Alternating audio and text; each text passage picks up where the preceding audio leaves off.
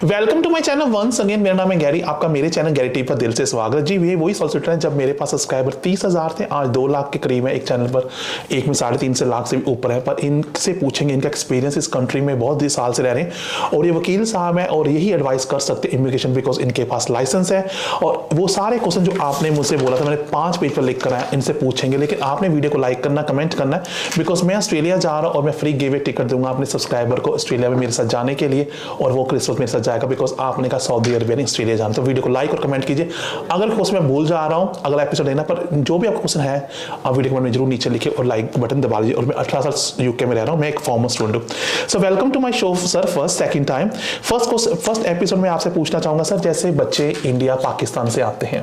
पर मैं पाकिस्तान में घूम कर आया हूं अभी पिछले 2 महीने पहले, मैंने लाहौर सारा देखा है आपका। जब मैं बच्चे इंडिया पाकिस्तान किसी और कंट्री से आते हैं, यहाँ पर आकर वो ओवरस्टे हो जाते हैं, जिसको बोलते हैं वो स्टडी छोड़ देते हैं। और कुछ विजिटर्स भी यहाँ पर आते हैं इंडिया पाकिस्तान से, किसी और भी कंट्री से आते हैं और जो यहाँ पर 6 मंथ के बाद वापस नहीं जाते हैं। और कुछ ऐसे वर्कर्स हैं, सीजनल वर्कर्स हैं, जो यहाँ पर टेम्परेरी लेकर आते हैं और वो वापस नहीं जाते हैं एज पर गवर्नमेंट। उनके लिए क्या ऑप्शंस है इस कंट्री में आगे जाकर आपकी हेल्प या गवर्नमेंट की हेल्प से, ताकि वो भी सेटलमेंट हो सके और वो भी एक अच्छी ज़िंदगी जी सकें? सबसे पहले तो आपका शुक्रिया कि आप दोबारा मेरे ऑफिस आए और हम एक सेशन कर रहे हैं। Good to see you. Good to see you. Coming back to जो आपका क्वेश्चन है, मेरी पहली एडवाइस व्यूअर्स और लिसनर्स को यही है कि अगर आप विजिट वीज़े पे आएँ, आप स्टूडेंट वीज़े पे आएँ, आप किसी भी वीज़े पे आएँ, तो जो आपके वीज़ा है इसके साथ कुछ टर्म्स एंड कंडीशंस अटैच होती हैं, जिसमें से अगर आपको राइट ऑफ वर्क है तो आप वही स्पेसिफिक काम करें। अगर राइट ऑफ वर्क नहीं है, जैसे कि आप विजिट वीज़े पे आए हैं, तो आप फिर काम ना करें।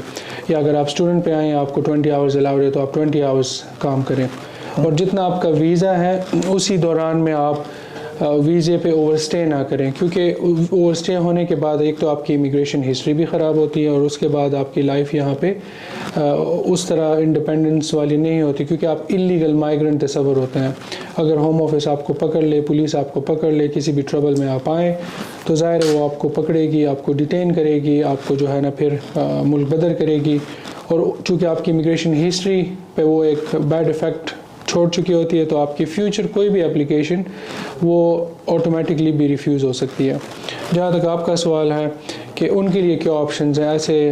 हमारे हैं भाई लोग, स्टूडेंट्स हैं, विजिटर्स हैं, जो किसी भी मजबूरी के तहत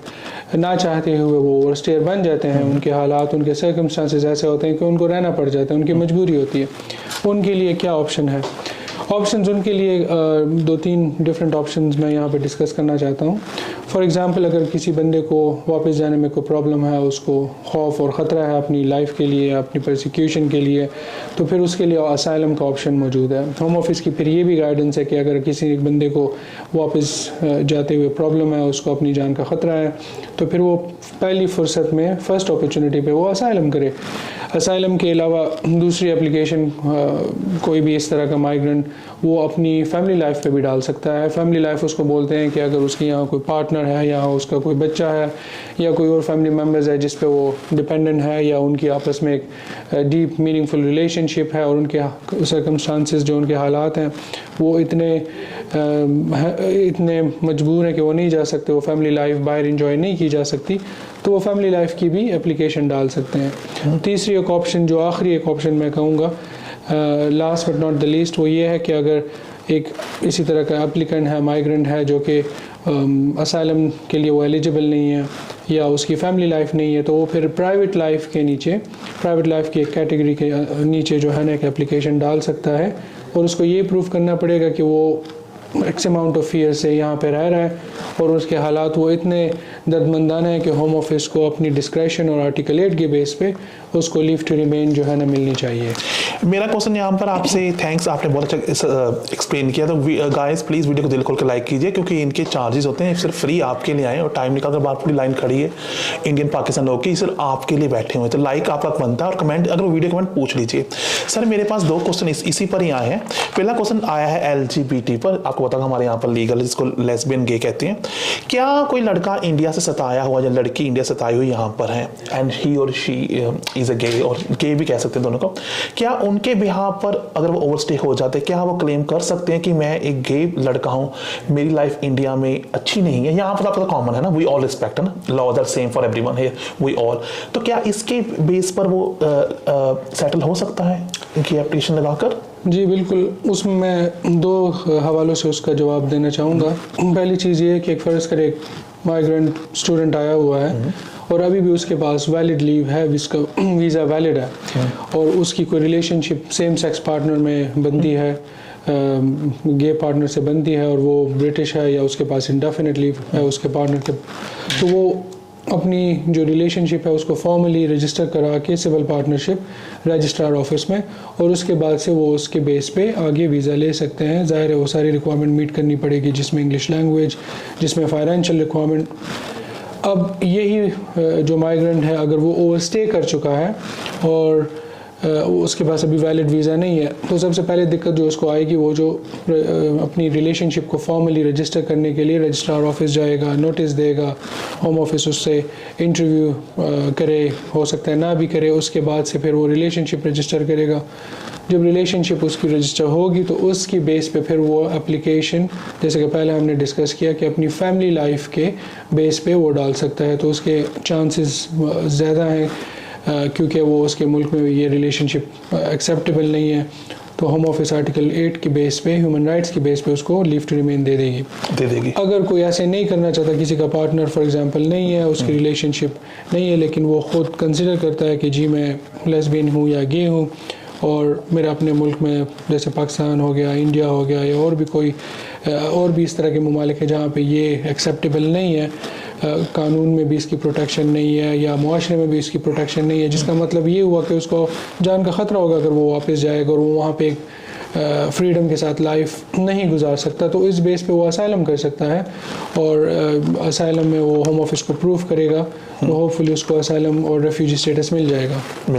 and last and final question इस एपिसोड के मेरे मन में ये आया है, जैसे लड़कों के मन में होता है, जो पंजाब के लड़के हैं, वैसे आपको एक चीज़ बताना, जो गे मैरिजेस हैं वो इंडिया में लीगल हो गई हैं, आपको शायद इंडिया में शादी अब कर सकते हैं, तो that's one thing I want to add it over here. अब मेरा क्वेश्चन ये है कि कोई लड़का है पंजाब से इंडिया से आता है, मान लेते एग्जाम्पल यहाँ पर लेते हैं, वो ओवरस्टे होता है, तो उसका मन में होता है कि मैं कोई ब्रिटिश लड़की से चाहे बड़ी भी शादी कर लूँ, क्या उसको जब ओवरस्टे होकर वो शादी यहाँ पर करता है, क्या उसको इंडिया जाकर वीज़ा लेना पड़ता है ब्रिटिश लड़की से शादी करके, उसका क्या वीज़ा यहीं पर एक्सटेंड हो जाए? कितना टफ है एक इलीगल लड़के का एक ब्रिटिश पंजाबी स्पाउस लड़की से शादी करना और पीआर स्टेटस को चेंज करना? जी बिल्कुल,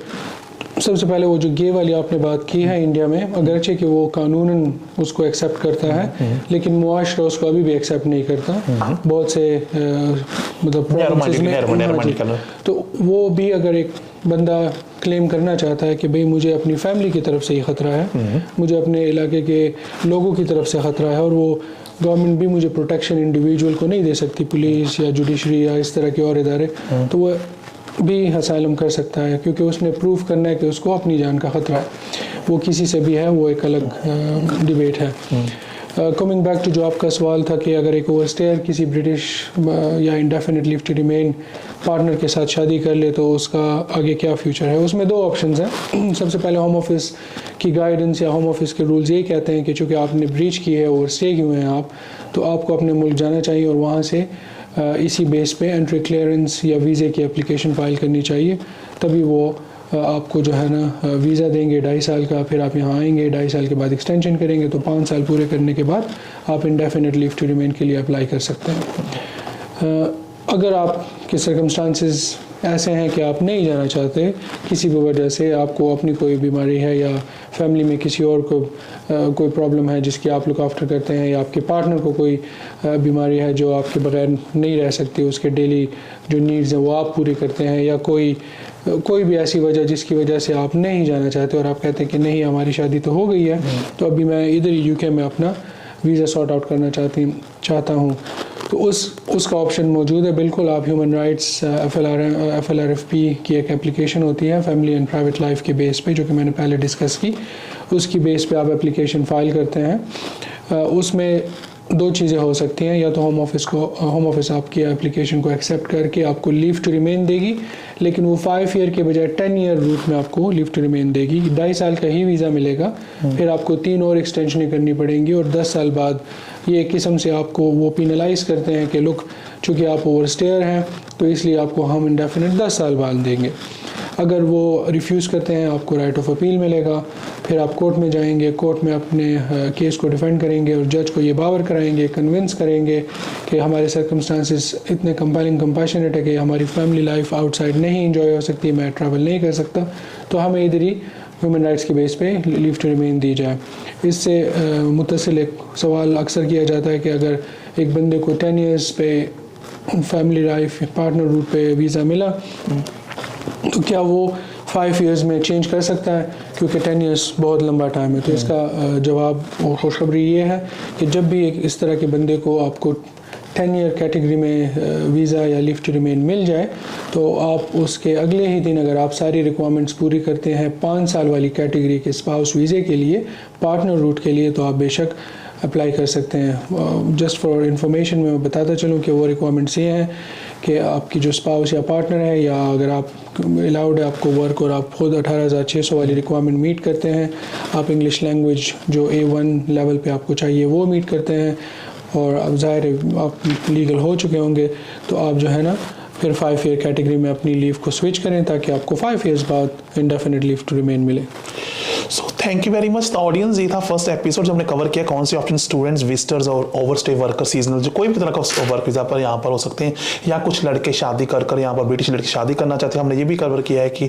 एक कैसे आप लोगों ने पूछा कैसे गे और लेस्बियन भी यहाँ पर स्टे कर सकते हैं, कैसे किसके बेस पर, वकील साहब ने इसका आंसर दिया है। आई होप हमारे आप टाइम की रिस्पेक्ट करोगे। अगर कोई क्वेश्चन रह गया है तो प्लीज़ वीडियो कमेंट में लिख कीजिए, और वीडियो के जो डिस्क्रिप्शन होगी सर का नंबर दिया जाएगा। सर का नाम बिलाल है, और सर यहाँ पर कितने सालों से कितने आई थिंक 10 ईयर से यहाँ पर इमिग्रेशन का, स्पेशली इमिग्रेशन में काफ़ी इनका नाम ऊंचा है। बर्मिंघम और मैनचेस्टर और आई थिंक आपकी ब्रांचेस लंदन में ब्रांचेस भी हैं। तो गाइज अगर कोई भी क्वेश्चन पूछना, मैं तो वकील नहीं, मुझसे मत पूछिए, I don't know anything, I am just a YouTuber. पर कोई भी क्वेश्चन पूछना है आप गवर्नमेंट की .uk वेबसाइट पर भी जा सकते हैं, आप इनसे भी पूछ सकते हैं। पर मेरा हक मुझे वीडियो को लाइक कीजिए और अपनी फ्री एंट्री ऑस्ट्रेलिया में डालिए। Thank you very much sir, thank you.